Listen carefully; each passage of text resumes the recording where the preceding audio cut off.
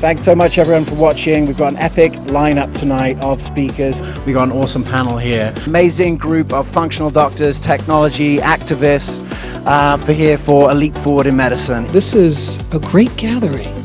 You know, our goal is to make it easy for practitioners to learn in community. There's a lot of community happening tonight. I want to say welcome to all of the communities that are watching at home. This ecosystem that has been set up by the meetup groups, we believe will be the future ecosystem of this evolved primary care network that we are looking to develop, and it all revolves around you.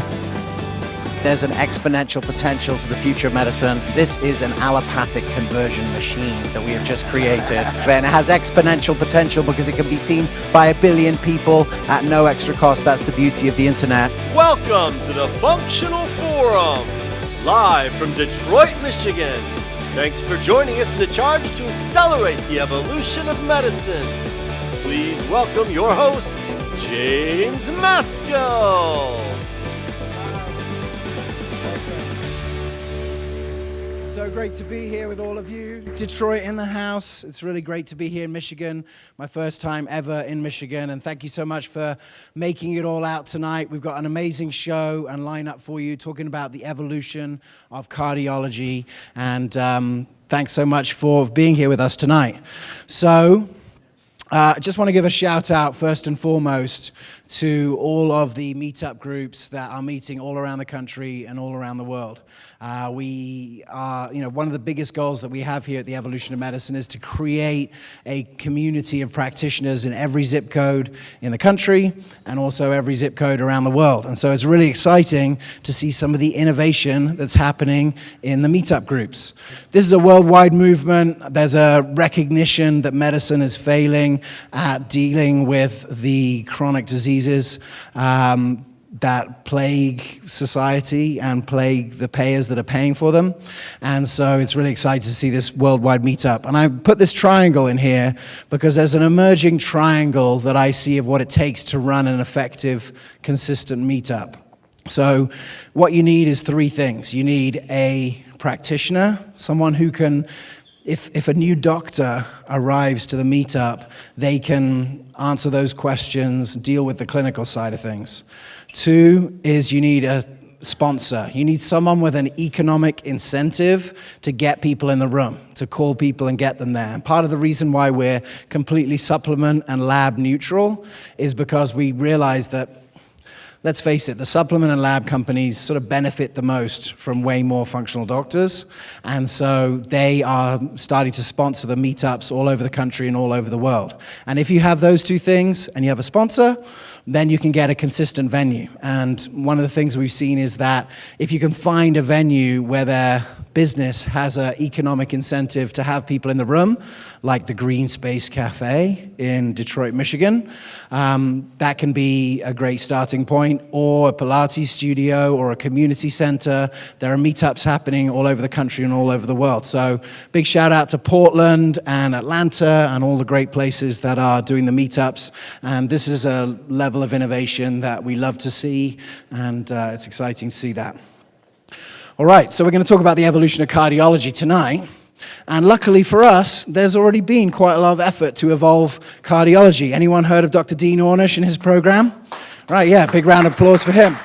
So last year I did an interview with him. Right now in America, if you have cardiovascular disease, you can see a doctor who's been trained in Dr. Ornish's program, and it's good for the patient. It's available on Medicare and Medicaid. It's available on most of the insurances. It pays really well for the doctors that actually deliver the program. And this is evolved cardiology right here. You know, Medicare pays for a yoga teacher. Medicare pays for a nutritionist. Medicare's paying for that in Dr. Ornish's program. For 30 years, he's been on the front edge of the coalface making this happen. And so, the Dean Ornish Intensive Cardiac Rehab Program, that's the end of the show. That's evolved ecology. We can all go home, right? Well, not really. And the reason is because in order for practices to pull off this model, you have to be a big cardiology group. Right? You have to have a ton of patients with cardiovascular disease, because the whole point is you see them in a group and you develop community.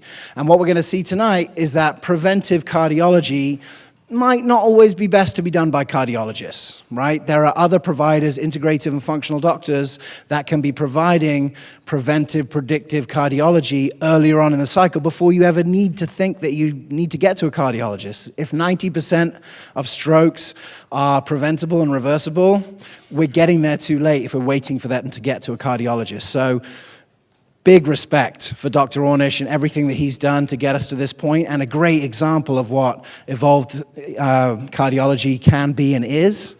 But at the same time, we need models to deliver this in every zip code of the country. And one of the reasons why it hasn't grown is because only big groups of cardiologists can actually deliver it. All right, so it's time for our first speaker. If you're watching at home, you can send me a tweet with #FunctionalForum. You can ask questions for the speakers later. It's my great pleasure to welcome as our keynote speaker the owner of the Green Space Cafe, an innovator and an agitator, to say the least, on the cutting edge of medicine. Please, everyone, welcome Dr. Joel Kahn.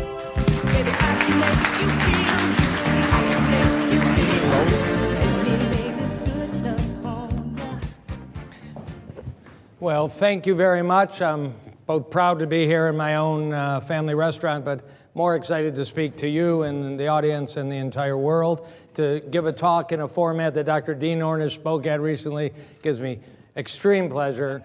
50 years ago, Dr. Dennis Burkitt, famous for Burkitt's lymphoma, talked of an analogy where the sink is running and the sink is running and the sink is overflowing, and everybody's mopping up to control it. Nobody thinks about turning off the sink. Dr. Dean Ornish has used that example in his lectures, and I'll use it in mine.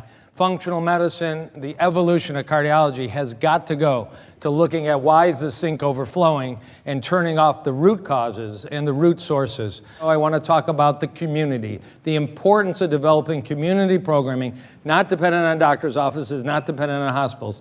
About 3 years ago, a very wonderful gentleman in the audience, Paul Chadlin, called me and said, I have reversed my heart disease with a very sophisticated, advanced nutritional protocol at the Cleveland Clinic, but I want some support, I want some peers, I want to meet some people doing the same thing. Can we make a group, which we both thought would involve maybe 25 people in this area of Detroit, and the first meeting had 130, second meeting over 150, and now has 3,400 members, the largest nutrition support group in the world, with no funding, with grassroots, with a lot of sweat, and an amazing volunteer group, some of whom are here tonight. But this is monthly meetings to bring in world-class speakers, teaching them the importance of nutrition in their life, but also giving them friends and peers and hugs. It involves small groups, patterned on Saddleback Church, patterned on most groups that recognize community support is the magic, is the special sauce.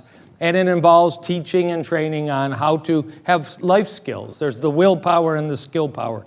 And the plant-based nutrition support group, check it out at pbnsg.org. Institute it in your own community. Get a doctor and a patient that have some passion, and you can change the world. So I suggest that we don't throw away high tech. It's helping lives all the time.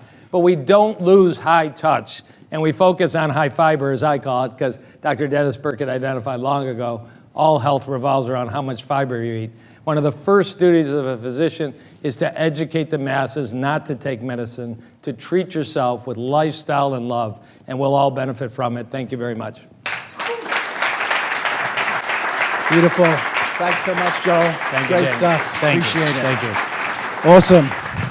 Well, we are off and running. Those people who know me probably know that my most exciting part, and the reason actually why we ended up doing this session here, was because of the support group. That is truly incredible. And I'm just so excited to hear about it and hear the progress of it. And our goal with these Functional Forum meetup groups is to develop these communities.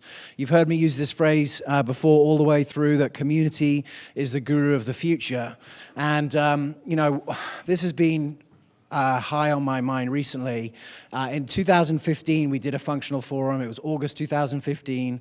It was from the Institute for Functional Medicine's annual conference on genomics. And I was convinced that community had a really strong role to play in solving these problems in medicine, but I really didn't know how big an issue it was. And then I heard UCLA Stress Lab researcher Dr. George Slavich, and he said this. It's a very interesting meta-analytic review of a bunch of different studies published in PLOS Medicine in 2010 They just looked at the odds ratio of all-cause chronic disease-related mortality as a function of these traditional risk factors and, in addition, high levels of social stress. Social stress compared to these traditional risk factors was a stronger predictor of chronic disease-related mortality than physical inactivity, excessive alcohol use, smoking, and a bunch of other things that I'm not showing here. Now, social environmental patterning of mortality risk is not totally new. That's not a new concept. 20 years ago, House and colleagues published a really interesting and landmark paper in Science showing that across multiple countries and cultures, mortality risk decreases as social integration increases. And this is cross-cultural, this is internationally. As best we can tell, social integration is really important for health. Social isolation and other types of social stress are really bad for health, especially for health that involves immune system activity. So here's a researcher at the UCLA Stress Lab actually showing not only the facts that you saw there, but the mechanism. And it really got me thinking, it got me excited, because this is something, I think to a certain degree, we're all a little bit bored of talking about food, even though it's super important.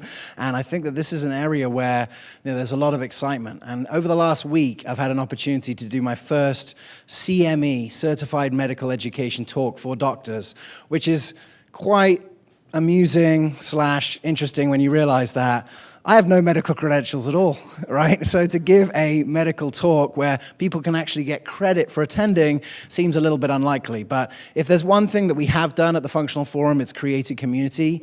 And both of the talks that I've given at the Integrated Health Symposium and at UCSF on Saturday, I can see that there's a twinkle in the eye of providers who are excited about this because they know it and they've seen it. And so I've got a big announcement today is that 2 weeks tonight, we are going to do a special webinar for our Functional Forum community called Social Isolation, How Integrative Clinics Are Solving America's Biggest Root Cause of Disease. And just to give you a little bit of a taster, are the biggest players in medicine, is a hospital capable of solving this problem? Probably not. Is pharma capable of solving this problem? Probably not. But what is really exciting is the most innovative, integrative clinics out there are building structures in their practices that can help to solve this problem, introducing people who want to be healthy to each other. That's the reason why I'm here tonight, because when I heard about the 3,500 people in the support group, I was like, this is the future of medicine. It's free, it's scalable. If we're talking about value-based care, nothing is more valuable than something that costs nothing, because value is outcomes divided by cost. And if you have 0 at the bottom, it's a pretty big number on the top. So check this out. Make sure to register. Go evomed.com/isolation. This is something that every health professional will want to watch. If you register for it, make sure to share it with your fellow professionals. It's going to be a game changer. All right, so speaking of game changers, our next speaker, he is the hero of my book, The Evolution of Medicine. Who is going to provide the evolution of cardiology? I'm convinced it's the integrative and functional medicine community. So to give us his thoughts, it's Return of the Mac, Dr. Jeffrey Glad.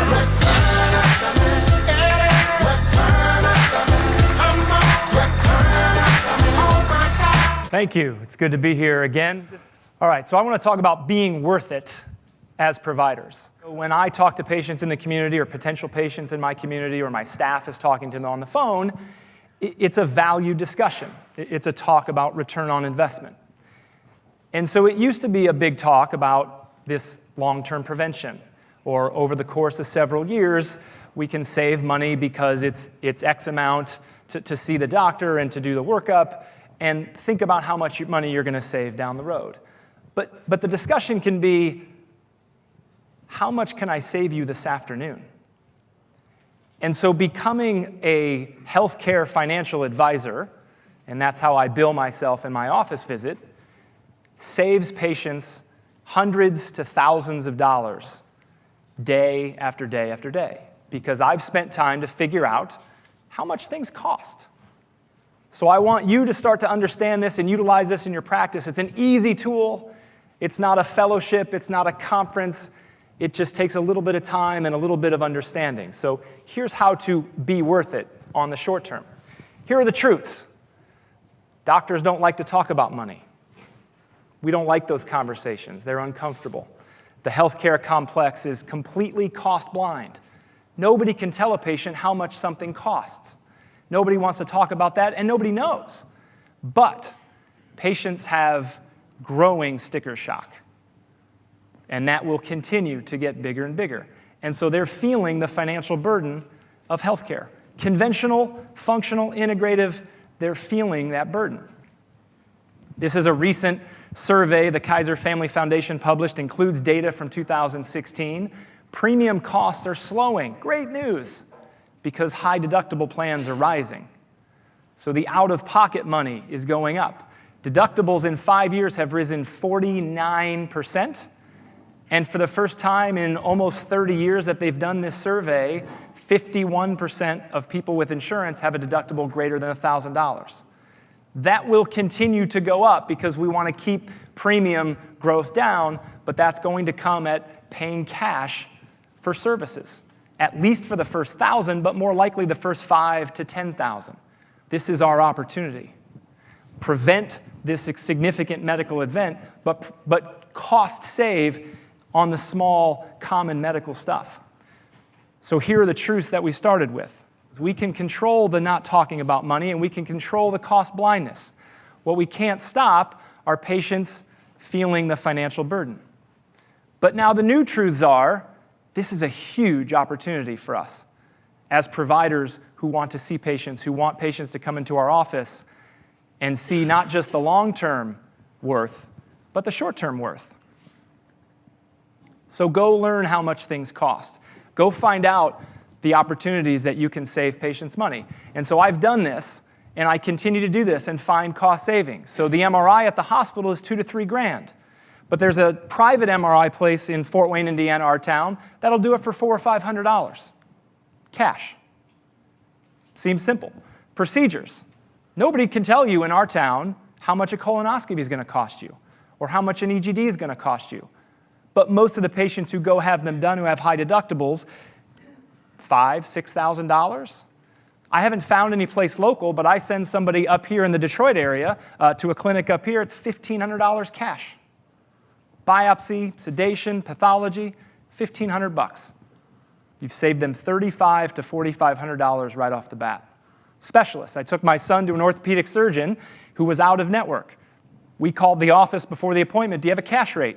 We sure do. If you pay $250 down, everything is 30% discounted. If the charge is less than $250, we give you back the difference.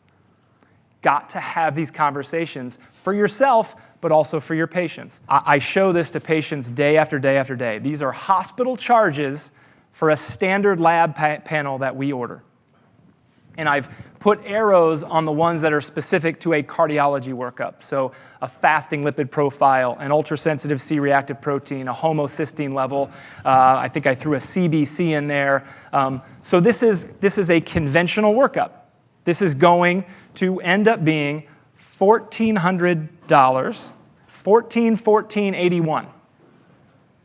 That's the hospital rate for those labs. Yeah, some insurances are going to discount that. Hers didn't, hers did some, but her out-of-pocket was still very significant. How about the consult to tell you everything looks good? Or the phone call from the MA that says it's all fine? How does that help anybody? That costs $400 to $800 for that consult because it's a specialist appointment.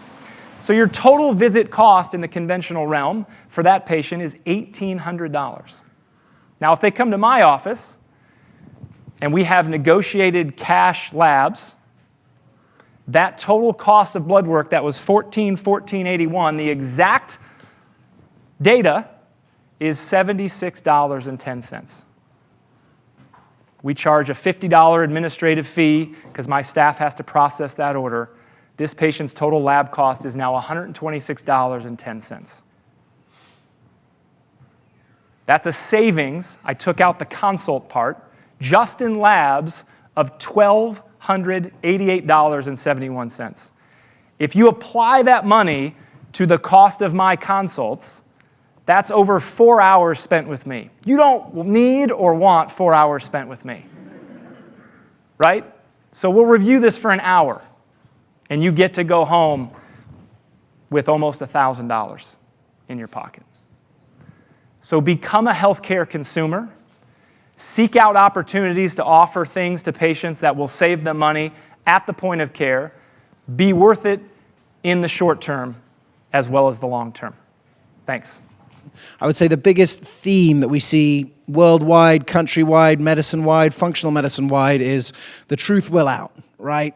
It's becoming less and less clear whether you're talking about what Trump and Hillary are up to or otherwise. Like, stuff is getting out that didn't used to get out. And I think there's been a lot of veil around medicine. And I think that if we can be the ones that are bringing truth directly to the patient, that's how you build trust.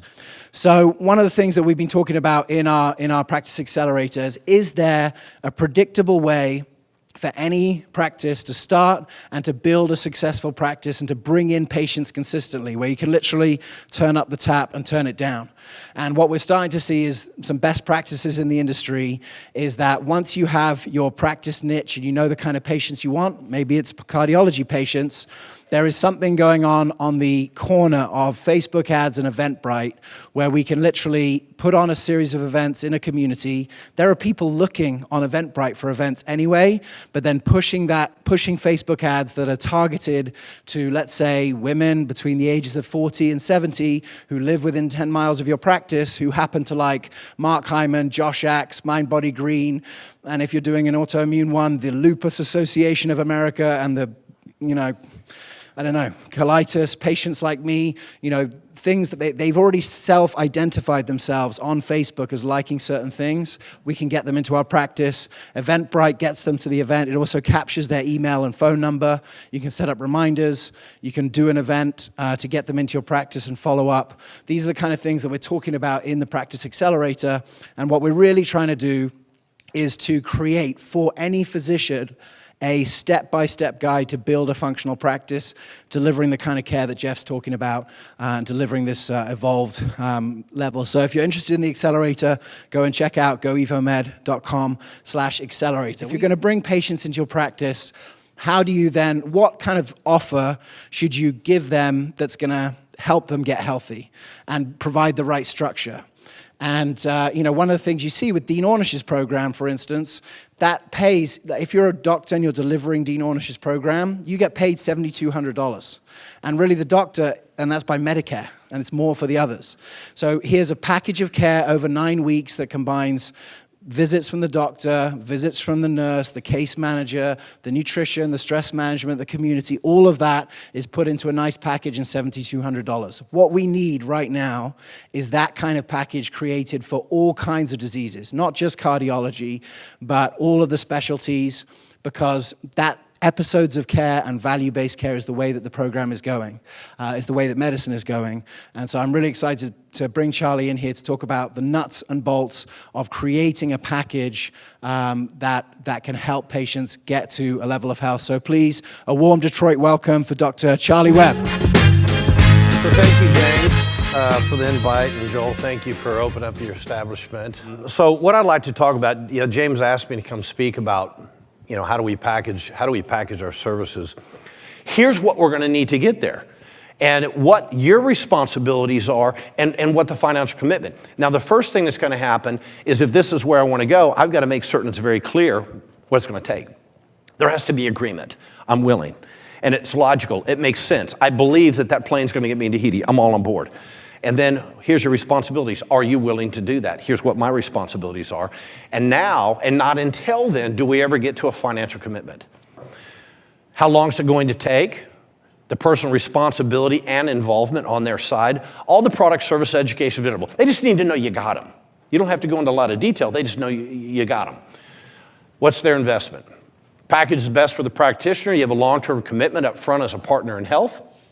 You get paid for your knowledge. You get paid up front for your services. You won't have to sell your patient every visit. And by the way, getting paid up front for your services also allows them to have a budget it out and make payments. So it makes it more affordable.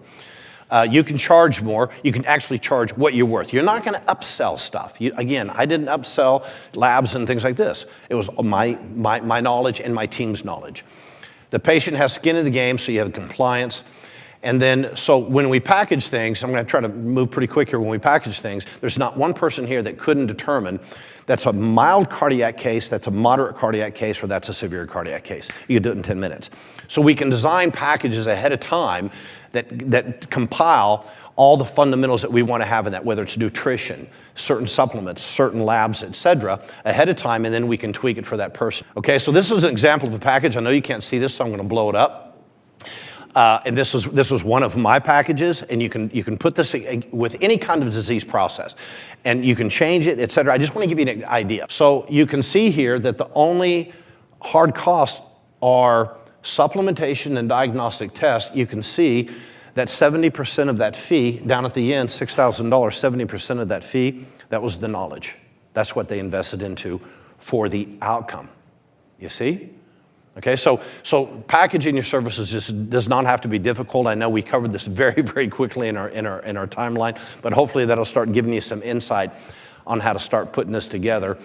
So yeah, we're going to have a panel. We've got the three speakers. We got Team Thompson in the house. Can we have a cheer from Team Thompson? They get rowdy. Team Thompson gets rowdy. Dr. Doug Thompson, he's first here. Doc, why is a dentist relevant and the work of an integrative dentist relevant to the evolution of cardiology? Any dentist has a really great opportunity to integrate medicine into their practice, and one of the big things is just the recognition that a patient might be at high risk for cardiovascular disease or have some cardiovascular issues, and we can see that in our patient evaluation and health history. And if you happen to be the dentist that gets that person to somebody like Joel, who can, through advanced biomarker panel, find out that they're at a really short near-term risk for a heart attack or a stroke, it's really a valuable service. And we can do that in dentistry.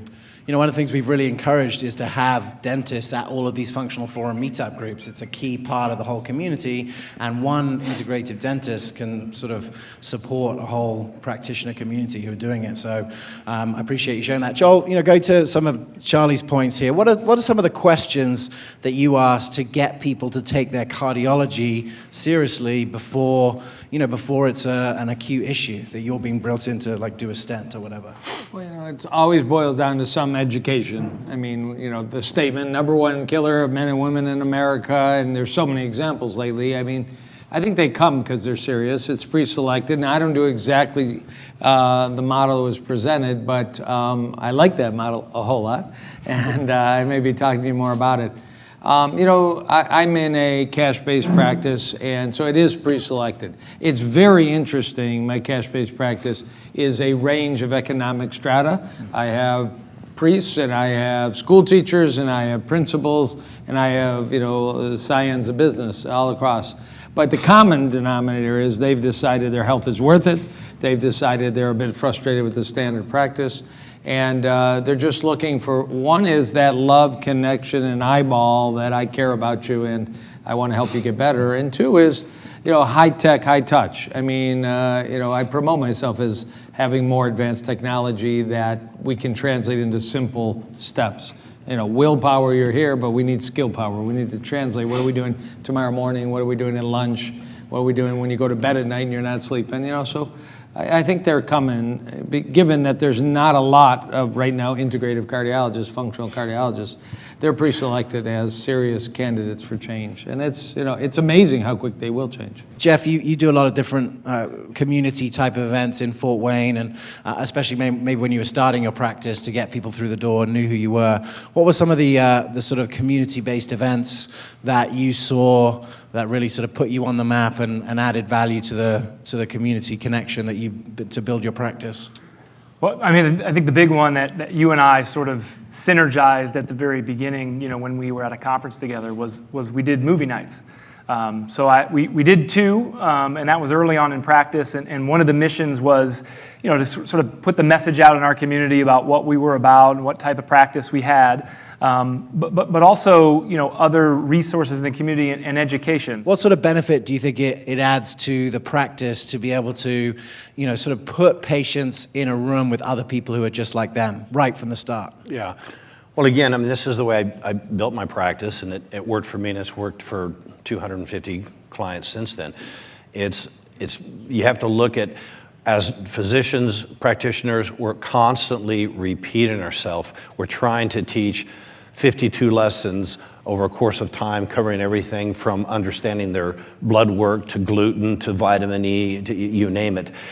And we have to learn that we've got to start presenting that in classroom format, because it takes the time off the physician, so you can actually help more people. You can actually see your family and your kids, not work on the weekends. But it's also helping those practice members, because in group format, they also realize they're not the only one there. There's all these other people looking for the same help. And they know that I must be in the right place. Look at all these people here trusting this, and they support each other. So if you're watching this show and you're fired up about doing a meetup, if you're watching at home, if you're socially isolated, chilling at home, you should reach out. Just 2 people could be a community, a group of practitioners watching the show together. Go to meetup.functionalforum.com. You can register a meetup. We've got tons of resources to make it easy for you to build that meetup and share it. April 3rd, it's called the Evolution 2 Environmental Medicine, our international functional forum hosted by Dr. Rangan Chatterjee. Its second episode is the next night. So you got 2 forums within a 24-hour period. It's been an amazing functional forum. Thank you so much for your attendance, and we'll see you next time.